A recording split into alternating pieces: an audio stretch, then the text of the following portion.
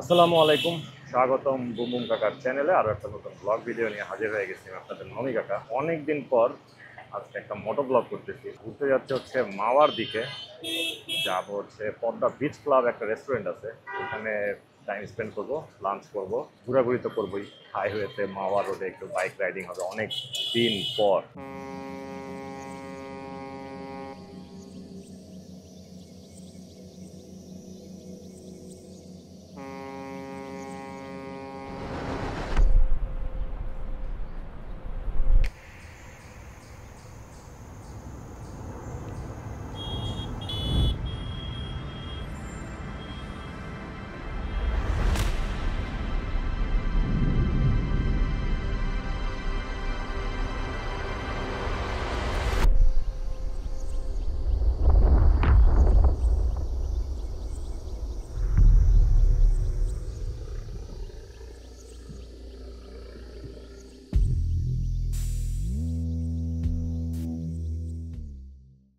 সকাল থেকে ওয়েদারটা একটু ক্লাউডি ছিল, তারপরে বাবা যাই হোক, ভাবছিলাম যে বৃষ্টি বৃষ্টি হয় কিনা, তার মতো এখন ওয়েদার আবার ফকফকা হয়ে গেছে।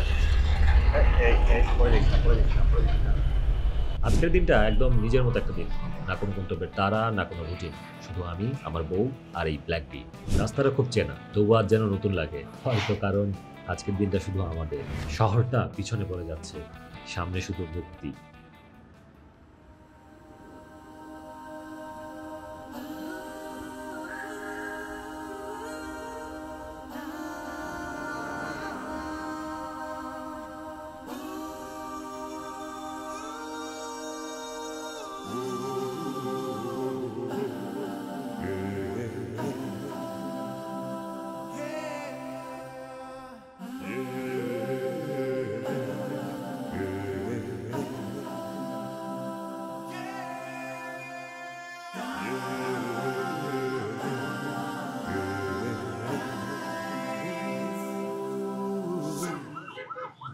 ঢাকা মাওয়া ভাঙ্গা এক্সপ্রেসওয়ে, আমরা ঢুকে গেলাম এক্সপ্রেসওয়েতে। এক্সপ্রেসওয়ের এই অংশটাই যেন সিনেমার দৃশ্য।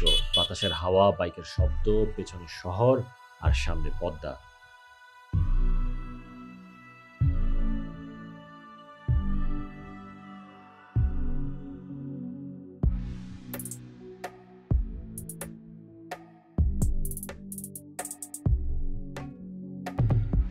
বৃষ্টি তো জোরে পড়তেছে রে, ভাগি ভাগি ভাগি।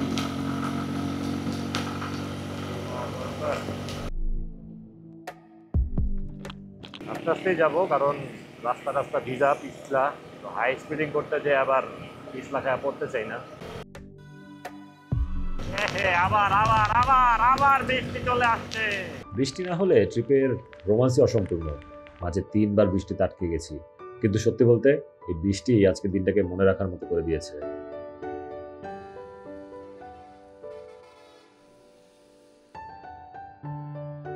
কনকসরা বাজার, এটা কনকসরা বাজার থেকে একটু সামনেই আমাদের পদ্মা বিচ ক্লাব।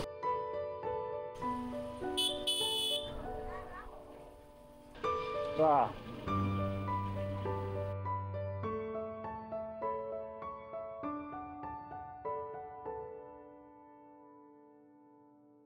শেষমেশ লোকেশন চেক করে পৌঁছে গেলাম পদ্মা বিচ ক্লাব, মুন্সিগঞ্জে। এদিকে বাইক বা গাড়ি পার্কিং এর তেমন কোনো ব্যবস্থা নাই, রাস্তার উপরে রেখে গেলাম। ভিতরে যাই, দেখি কি অবস্থা। ঢুকতেই প্রথমে বুঝলাম এই জায়গাটা শুধু রেস্টুরেন্ট না। এই ভিউটা দেখলে আপনার মন জুড়ায় যাবে, আর কিছুতে মন জুড়াক বা না জুড়াক।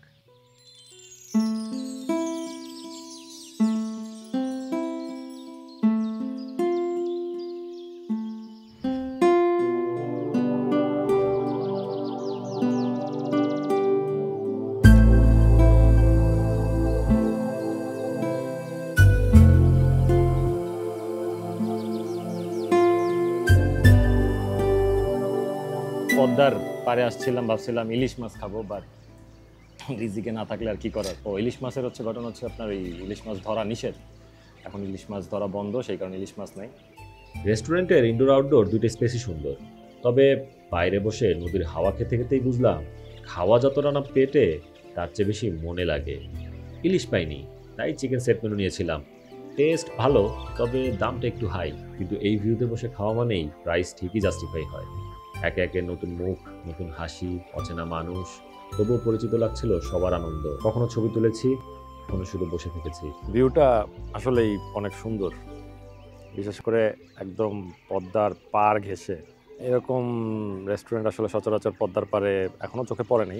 যেগুলো ছিল পুরাতন আপনার হচ্ছে কি বলে পদ্মার মাওয়া ঘাট, যেটা আর কি ঘাটের পাশে যেগুলো ছিল রেস্টুরেন্ট আগের, এখন ওগুলোর অবস্থা খুব বেশি একটা ভালো না।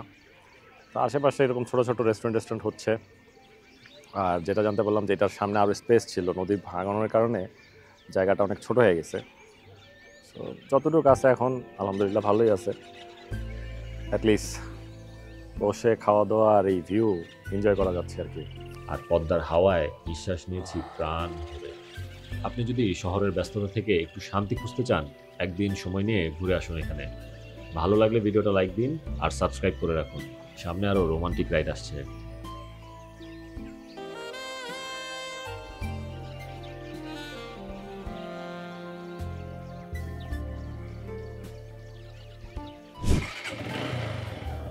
আমাদের ঘোরাঘুরি শেষ আজকের মতো, আর আমরা এখন আস্তে আস্তে ঢাকার উদ্দেশ্যে রওনা দিয়ে দিচ্ছি।